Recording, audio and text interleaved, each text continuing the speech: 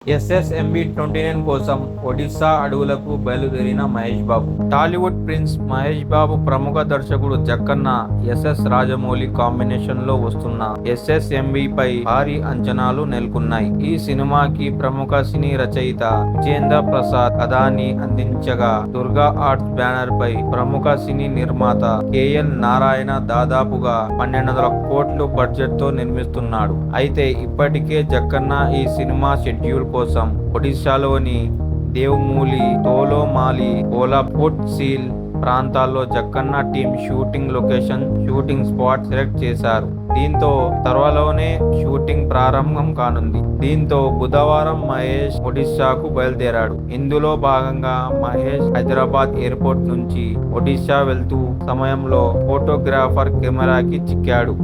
ఈ సమయంలో మహేష్ తో పాటు ఆయన సతీమణి నమ్రతా శిరోద్కర్ సెండ్ ఆఫ్ ఇచ్చింది.